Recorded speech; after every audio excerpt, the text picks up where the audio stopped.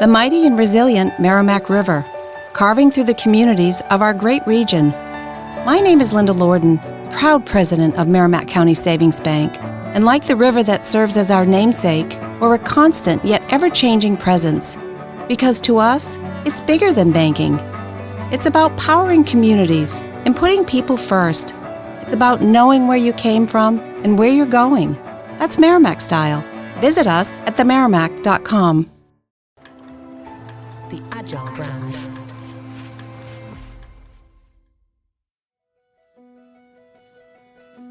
Welcome to Season 6 of the Agile brand, where we discuss marketing technology and customer experience trends, insights, and ideas with enterprise and technology platform leaders. We focus on the people, processes, data, and platforms that make brands successful, scalable, customer-focused, and sustainable. This is what makes an Agile brand. I'm your host, Greg Kihlstrom, advising Fortune 1000 brands on MarTech, marketing operations, and CX, best-selling author and speaker. The Agile Brand Podcast is brought to you by TEKsystems, an industry leader in full-stack technology services, talent services, and real-world application. For more information, go to teksystems.com. Before we get started, I wanted to let you know that my latest book, Priority is Action: 7 Principles for Better Strategies, Decisions, and Outcomes, is now available. In it, I give ideas and insights for leaders and teams that need to make meaningful progress on their priorities. After all, our priorities are what we do, not what we say we'd like to do. You can find Priority is Action on Amazon or learn more on my website, gregkihlstrom.com. Now let's get on to the show. In today's competitive healthcare landscape, expanding into new markets and maintaining a focus on customer centricity are critical for sustained growth. Joining us to discuss these challenges and opportunities is Alice Eweida, CEO of Pandia Medical Group and Pandia Pharmacy. Alice brings extensive experience in navigating both direct-to-consumer and business-to-business models in the healthcare sector. Alice, welcome to the show. Hey, Greg, thank you so much for having me. I'm thrilled to be here. Yeah, looking forward to talking about this with you. Why don't we get started with you sharing a little bit about your journey to becoming CEO of Pandia Medical Group and Pharmacy? Yeah, absolutely. Well, let me first share a story. When I was spending some of my career at Google, I had a manager who was a female manager, and she used to share quite openly that she was most concerned that she may never fulfill her true potential. And I remember when I heard her say that, I was like, well, first of all, I'd never heard anyone say that before. And second of all, I was like, is that a little bit narcissistic? Like, I just couldn't quite get it at the time, and maybe I was too young. But certainly after recently becoming a mom and having my son, there was just this moment where I was like, yeah, what if I never achieve my full potential? And I think every one of us has a little bit of that in us somewhere. And maybe it takes the right moment in life to tap into it. And so the opportunity to become CEO of Pandia Medical Group and Pandia Pharmacy came up at that moment in my life. And I just took a deep breath and said, yeah, let's lean in. Let's do this. And my journey, to getting there was really about mastering growth marketing. And I'd spent the majority of my career in some form of marketing, the most recent 10 years specifically in growth marketing, 8 years of that in startups here in Silicon Valley. And that was really critical to this opportunity because we started as direct to consumer, and you need somebody who knows how to really, set a plan alight and make sure those sales are coming in, and that the marketing team is really well set up and established to be able to deliver continuingly aggressive goals with increased investment over time. Yeah, and we're definitely gonna get into some of that in a second here. But first, for those that aren't familiar, can you talk a little bit about what does Pandia Medical Group and Pandia Pharmacy do? Yeah, we're the number 1 rated hormonal care clinic. We provide asynchronous telemedicine services for birth control through to menopause, and we treat symptoms in between, such as acne and some sexual wellness with STI testing and treatments soon to come. We believe that women deserve the highest quality care possible. And a lot of online businesses are really delivering telehealth 1.0. Their delivery models are through a team of low-cost clinicians, and often it means hustling cheap pills, which are synonymous with side effects. So we really believe in improving the standard of care, and that's why our team is made up only entirely of doctors who are specialists in hormonal health. And we manage the last mile by owning our own pharmacy, which means that if a patient messages us at 1 a.m. saying, hey, I'm about to run out of birth control pills, we can get back to them within an hour or two because our team of patient care advisors are based globally, and we can prescribe the same day here in the US. So, timing is everything when it comes to hormonal health sometimes, particularly in this current socio-political climate where it's never been more important to not get pregnant if that's your goal. Yeah.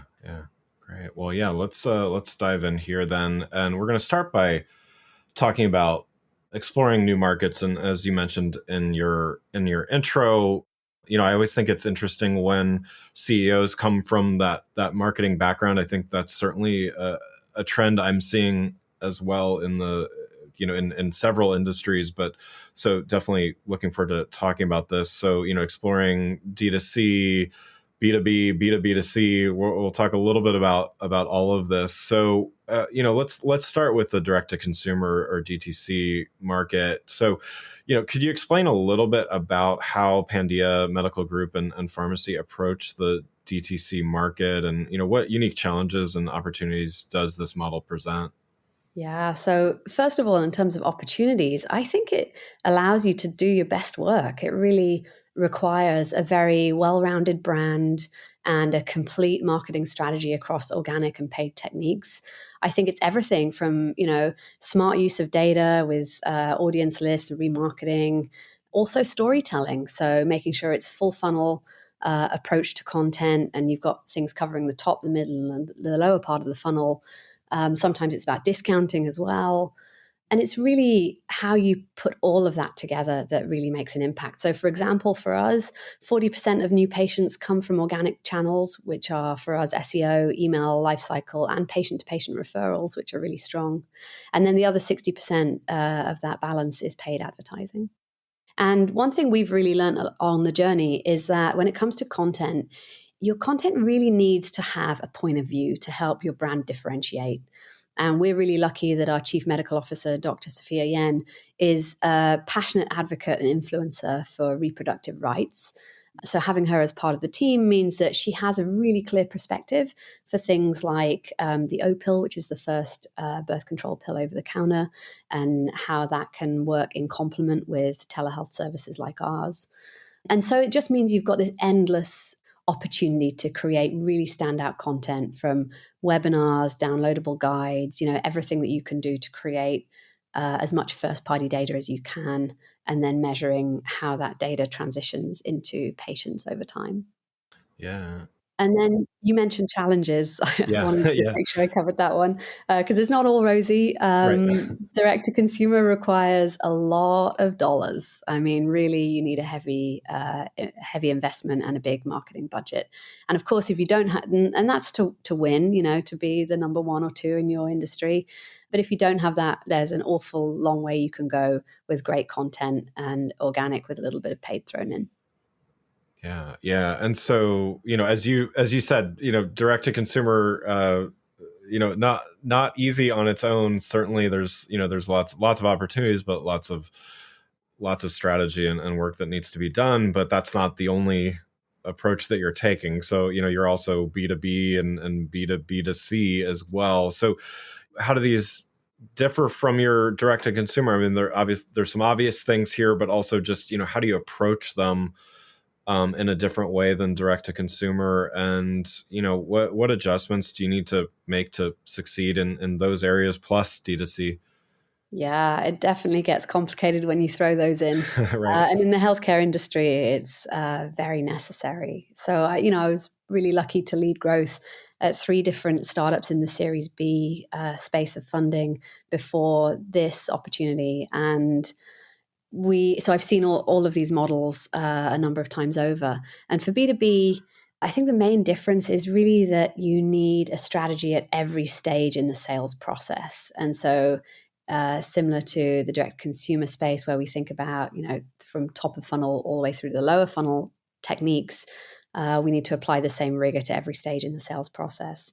And one thing that really has helped my teams in the past stand out and grow is truly understanding the competitive landscape for B2B. So we spent time working up battle cards, which really go head to head with each of your competitors and calling out the things that you are strongest in that make you a differentiator versus them. So having a really narrow lens, and that gives both your content engine something great to work with, and your sales team the ability to close those deals.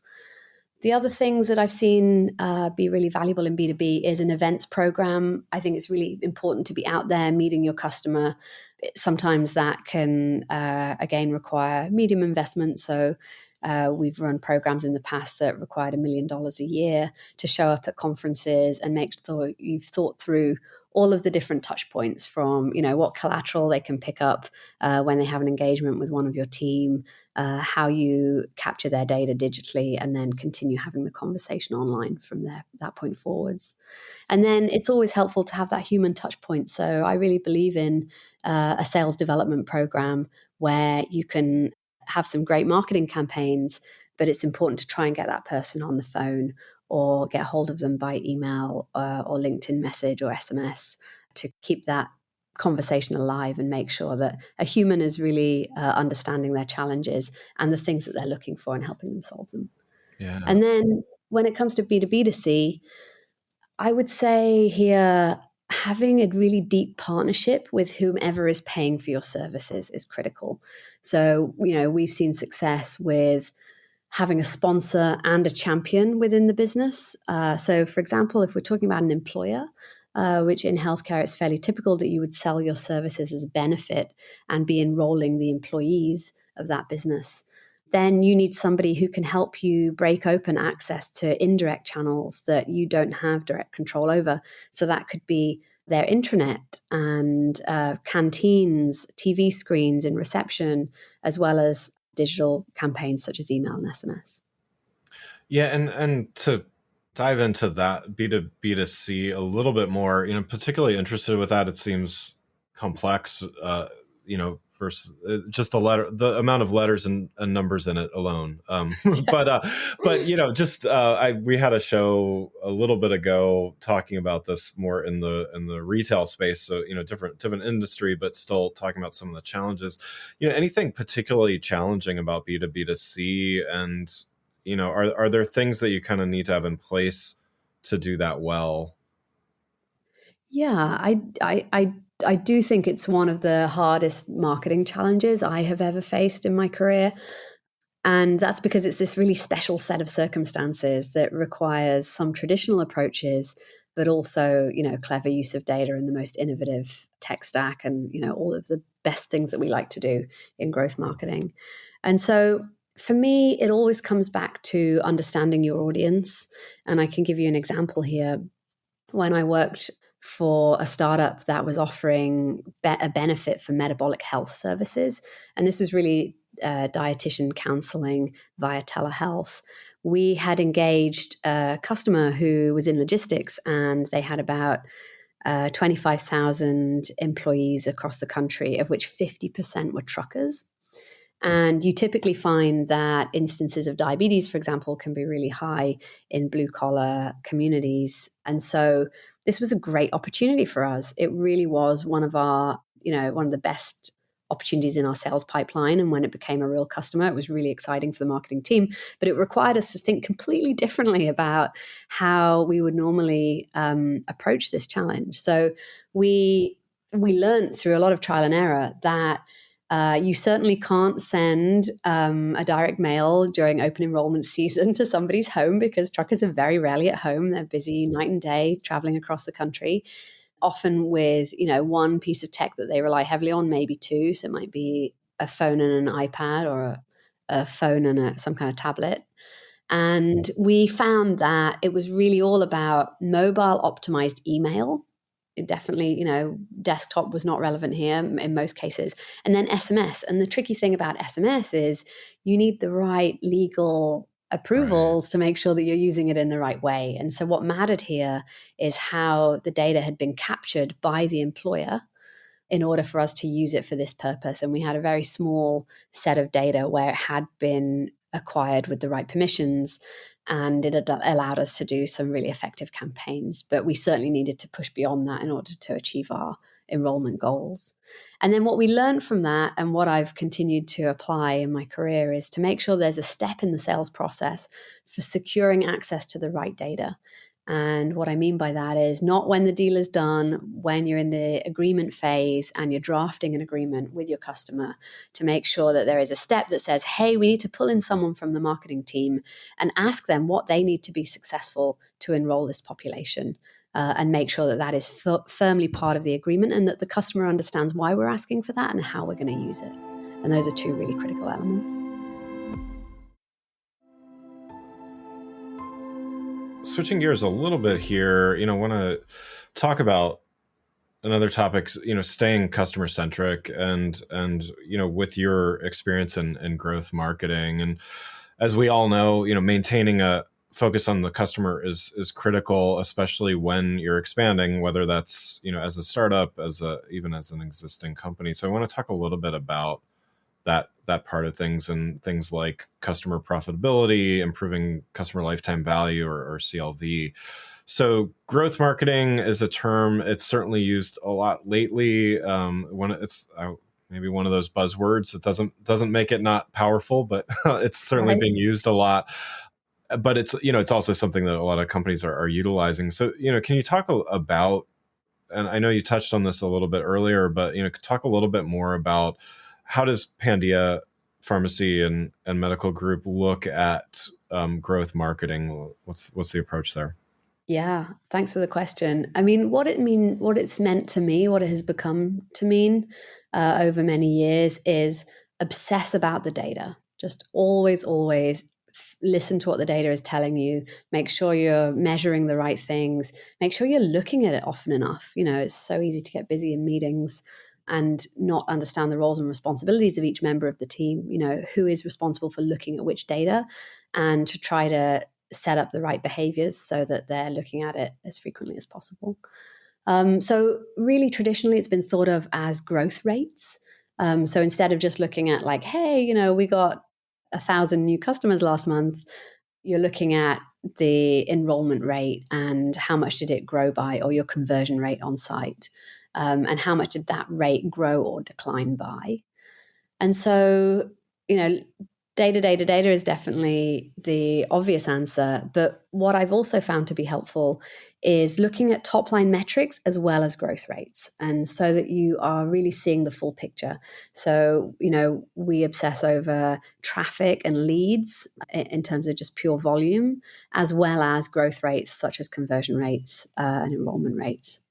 And then I think it's always really important when we're talking about data to just leverage the best digital tools that you can make available, and make sure you're continually researching and understanding the tools on offer in the market, because you've only got one budget. You have to invest it wisely. And so making sure, for example, if you're using GA4, that you're building the right conversion funnels and that you have the right skill set on the team to be able to do that. And looking at things like heat maps, surveying tools. Hotjar is a favorite of mine. But yeah, just making sure you always have the best tools available. Yeah. Well, and I definitely agree. I think looking at growth rates and focusing on those, it definitely changes the conversation. Rather than, I think it's easy to get distracted by good looking numbers, okay, we're above average or whatever, whatever you're comparing yourself to, but the growth or performance rates or whatever you want to, refer to them. It's hard to argue that, things are continuing to perform well when the growth rate is not continuously improving. So I think that's a powerful way of looking at things. Yeah, that's so right, Greg. And just one final thought on that is, it's also, I love what you say about those attractive numbers. And where I've found it to be helpful as well is when things go sour, you can suddenly have a dip, and you've got to hustle and figure out quickly where that dip's coming from. And finding where your growth rates have been depressed is where you find the answers. Yeah, great point. Yeah. And so, amidst all of that, I mean, definitely, growth is critical, and doing that. How do you balance that need for growth with staying focused on the customer? So, you gotta have the numbers, or else nobody, even customers, don't benefit if the company's not performing well. But, how do you maintain customer centricity amidst that focus on growth? Yeah, that's a great question. I really love that. In my view, I would say it's about listening a lot. And I think there are some really low cost ways that you can do that. Just always be surveying, always be trying to understand your customer better.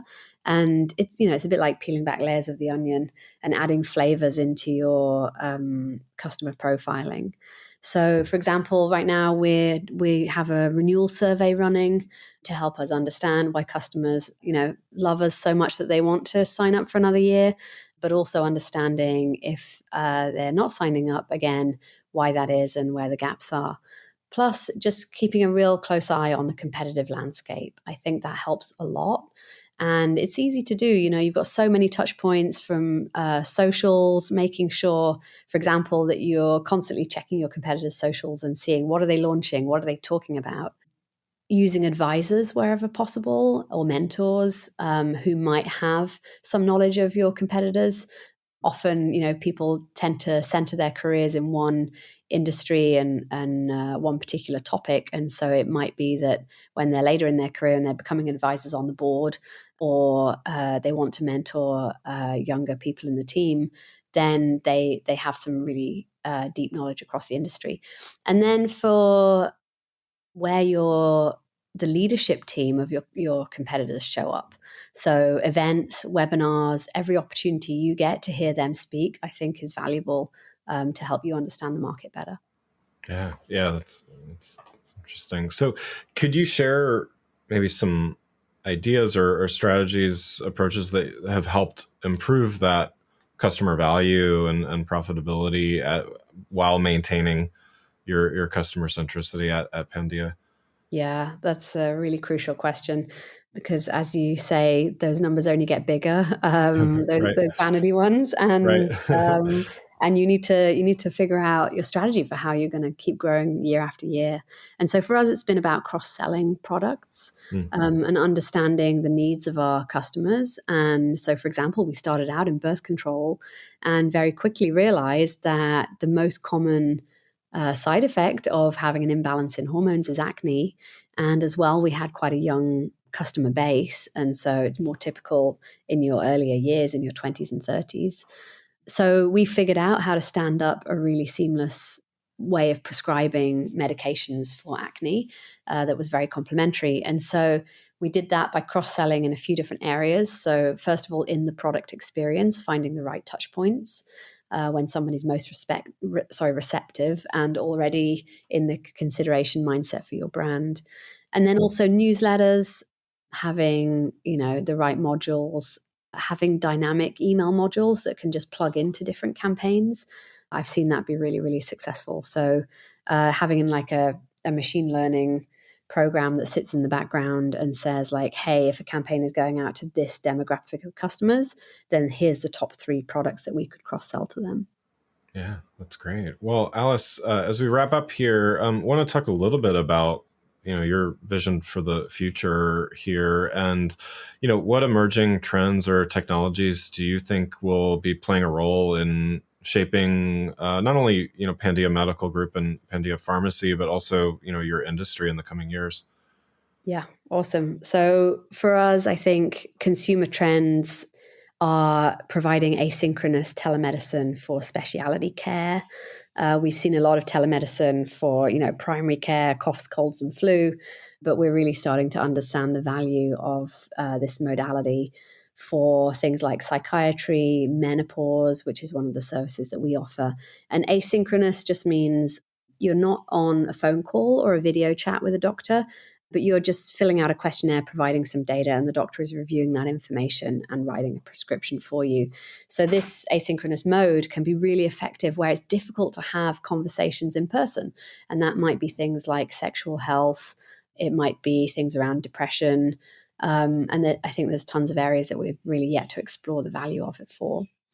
And then, as well as consumer trends, there's technology, obviously AI. And I think what I mean by that is just software, smart software that continues to learn. It's everywhere. It's in everything. It's all around us. And so we're thinking about that for obvious things like shipping and refills in particular. But as well, how can we do the more complex tasks like our team of patient care advisors who triage messages between the customer and the doctor, helping them respond in a way that takes some of the workload off them and also makes the business more efficient, as well as prescribing recommendations for doctors. We have so much data on our patients that there's a really great way that we can be more efficient and get an outcome for the patient faster. And then full stack marketing, given our focus today, I really think there's many more opportunities for programmatic and personalized creative. I think we're just scratching the surface there. Even Google Ads is a little bit clunky, in my opinion, in how it puts together imagery and headlines today. And it's a very black box for helping advertisers really understand what's working and what isn't. So I think we're at the very, very beginning of that journey. This has been so fun, Greg. Thank you so much for having me as a guest. I really enjoyed our conversation. Yeah, thanks so much for joining. Again, I'd like to thank Alice Eweida for joining us today, and you can learn more about Alice and Pandia Medical Group and Pandia Pharmacy by following the links in the show notes. Thanks again for listening to The Agile Brand, brought to you by Tech Systems. If you enjoyed the show, please take a minute to subscribe and leave us a rating so that others can find the show more easily. You can access more episodes of the show at www.gregkihlstrom.com. That's GregKihlstrom.com. While you're there, check out my series of best-selling Agile Brand guides covering a wide variety of marketing technology topics, or you can search for Greg Kihlstrom on Amazon. The Agile Brand is produced by Missing Link, a Latina-owned, strategy-driven, creatively fueled production co-op. From ideation to creation, they craft human connections through intelligent, engaging, and informative content. Until next time, stay agile. The Agile Brand.